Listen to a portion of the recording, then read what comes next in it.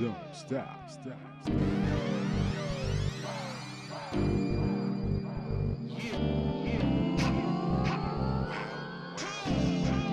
Don't stop. I'm B-Boy B from ABC Artistic Bombing Crew. My personal connection to Colombia is that I graduated from there back in the early 90s. During what I considered the heyday of hip hop at Columbia, there was a lot of activity during that era. Hip hop was kind of ostracized, and they didn't, they had nights at bars, but there was always like a Tuesday night, the stepchild night at any place. But there was a lot of activity. I met a lot of people there and still have a lot of friends that went to Columbia College. And it was basically a hip hop college, just like there was hip hop high school back in the day. My name is Tizo One. I've been writing Tizo One since 1986. I attended Columbia College 2003 to 2005. Graduated, still doing projects with them up and down Wabash, and still trying to be in their good spirits. Probably 1984, hip hop started coming out on the north side. Everybody started breakdancing, and then the movie Beat Street came out, and then breaking came out, and then at the same time the book Subway Art came out. So that combination of all those elements at the same time bombarded a lot of the kids in the neighborhood and bombarded me and put the hip hop bug inside.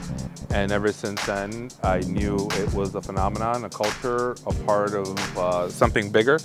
And I knew other people felt the same way by creating music, by creating sound, by breakdancing and all those part of elements that they kept going on and on with. So I always felt that Chicago hip hop is definitely unique. Back then, Logan Square was a Puerto Rican neighborhood, and Puerto Ricans would migrate from New York to Chicago, and from the island, Puerto Rico, to New York, Chicago, and that was kind of like the transition. In Chicago, if you lived in a Puerto Rican neighborhood, you were influenced mostly from the East Coast. You lived in a Mexican neighborhood, you were influenced from the West Coast, from California, because the migration was the opposite way. Grabbed the name B-Boy for the dance movement, and then later on, about a year or two later, when I was still a kid, I went to New York with my family, and that's when I was introduced to graffiti. I saw graffiti for the first time live and close up, and I brought that back with me, and that was like 1982, 81, 82, and I started doing graph. So it was the dance first and then graph, and that's what I still do today. I still practice that today. So my first piece I did in Logan Square under the viaduct of 1994 freeway, which is kind of like the Versi-ish and Sacramento. And as soon as I came back from New York, I picked up some spare cans that were in the garage, and I immediately painted two pieces. One said Berto, and the other one, who my friend was with me, his name was Tony. I did a Tony piece. A lot of graffiti is definitely geographical. I grew up on the north side in the Uptown community, so in Uptown there was its own vibe, its own feel to it. Of course, it's all citywide now, but definitely when you were younger, it's all geographical. In my area, it was definitely north side, being on the red line, which is now the Howard line, or the brown line, which represented the Ravenswood line. I grew up in Chicago. Graffiti is definitely part of the hip hop culture here, and that's the way I've always known it, and it's always gonna be that way to me because that's how I grew up. It was all the four elements were here when I was a kid. Now there's knowledge, that's the fifth element, and that's how it's always been intertwined to me. Locking started in Chicago with Soul Train, and we had Soul Train dancers, and then Soul Train left Chicago to go get its fame, and they moved to LA. And some of the dancers followed. One of them was Shabadoo. He's from Chicago, and he followed, and he introduced LA to locking. I'm not gonna get a lot of flack for that, but that's the truth. So locking came from Chicago. Even though it got popular in California. We might not be out there in the public eye, but we're definitely out there doing our own thing for the love of it, and it's in our heart. And the people that are part of the community know that it's in our heart, and we're out there. All of us doing it. You know, many of us older. I started in 1984 believing in hip hop. Just like everything else in the world, it's always New York and LA because they have the industry, they have the music industries on both ends, they have the film industry and TV industry on both ends. We have a little bit of that, and that's the main reason. Chicago has always been segregated, and when you moved around Chicago from one neighborhood to another, no matter where you went, everybody knew you were from a different neighborhood, and they can tell what neighborhood you were from. Graffiti changed all that, and I was able to move about the city and be under the umbrella of, I'm not a gangbanger, I'm a graffiti writer, and they kind of left us alone. There was a soft, unspoken respect for the street culture, and they knew that we weren't there to bang or to sell drugs or to take over corners. We were just passing through, putting in a mark and leaving. And a lot of the times they were like, yo, put us up. And a lot of the times I had to put up some gang stuff just to be safe. So. Oh, it was definitely a vehicle. I think, and when it came to hip hop, because it's multicultural, it's definitely open to anybody and all that believe in the same philosophy of, harmony through art, harmony through music, harmony through sound and voice and movement. So we're at Project Logan. Project Logan started 11 years ago at an event that was thrown by the Milwaukee Avenue Arts Festival. And we were part of that festival, and we had a storefront on Milwaukee by Logan, and we had art, and we had breaking, and we had DJ, and we had music. We had a nice hip-hop scene there. During that time, we got permission to paint on these walls for that event. So we invited a bunch of graffiti writers. They all came and painted. We noticed that people kept coming and asking us, can we paint, can we paint? And Flash and I basically made this wall year-round since we had permission to do it and the owners didn't mind. So that's how Project Logan was born. It was just a one-off, but then it ended up being, what it is today. This is now a staple of graffiti art, not to get it confused with street art or muralism, but this is like a place for graffiti, and graffiti is, there's no excuses, it's graffiti. When I was here in the 90s as a student, I remember coming to this space. It didn't look like this. It had tables and chairs. There was a big wall in the middle. The stage was there, but it was a little different. And basically, this was a hangout for all the students. And I don't know the history before I got to Columbia, but when I got to Columbia, there weren't many minority clubs. Because I came up, through hip hop. I was already a b-boy. I was already doing graffiti. I found like-minded people here. So there were an abundance of hip hop heads at Columbia in the 90s. I met a lot of cats, a lot of rappers, and I'd come here and they'd have shows going on, and it was a very cool vibe. This mural had 2 classes. Because of COVID, we weren't able to paint during the first class session, and the outcome is a melding of 2 different classes.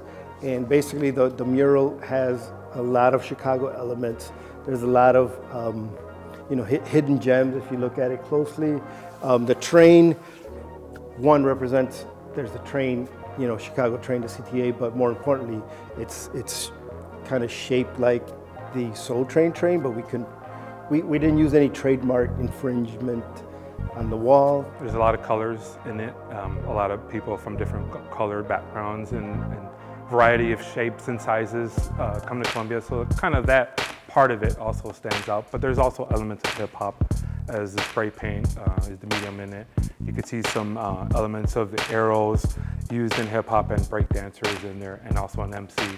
So some of the combinations in there do include the element of hip hop. But I am proud of it because it's colorful, and a lot of people like to see color. And every time I use, my designs and my art, I use every color in the rainbow.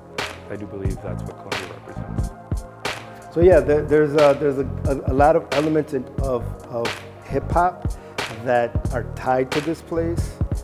Because when I was coming here, before I got here, there was no hip hop. There wasn't, nobody was like doing hip hop. We were kind of the first generation to go to school, and just like our whole attitude in the street and coming up, where there was clubs, they didn't want, b-boys and breakers, they didn't want to mess up the floor, but we came and we did it anyway. On stage, they didn't want rappers.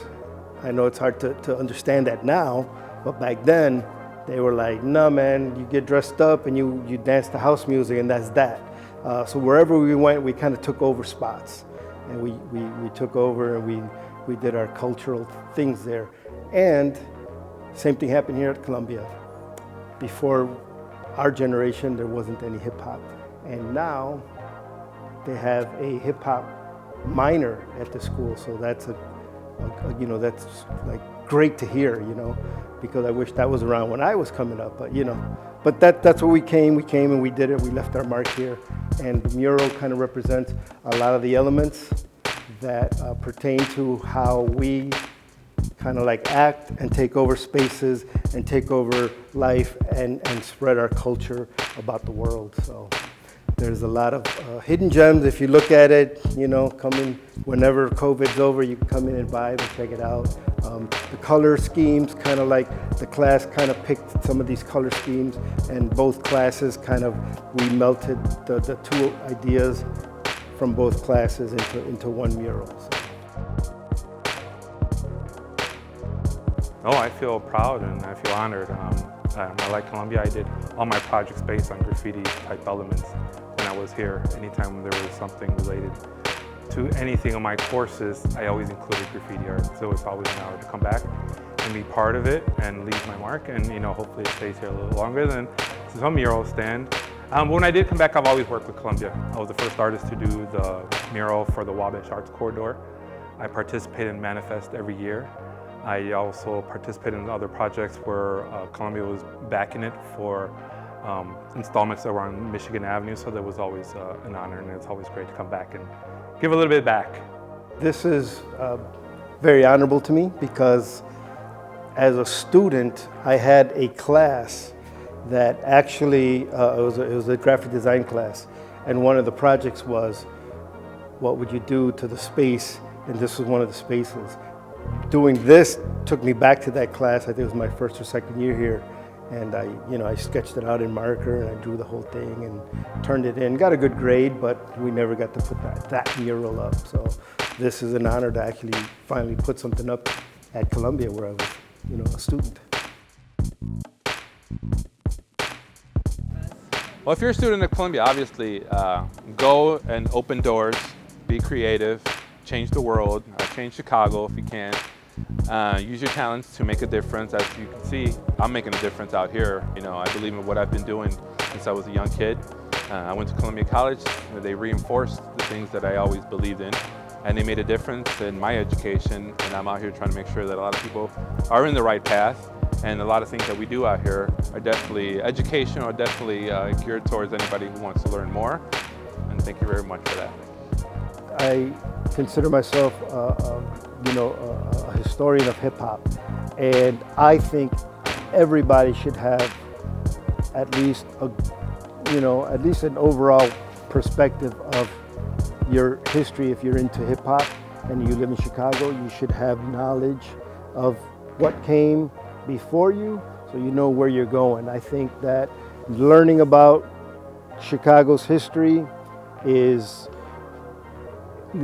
something that you need to do as a student to move forward, to know your roots, There's all kinds of things that you guys need to study and understand so you can make things way better. That's what I think. Know your history. Can I get your attention, please? I want everybody to come to the front of the club and wild out to this shit right here. Did you hear that? All right, here we go.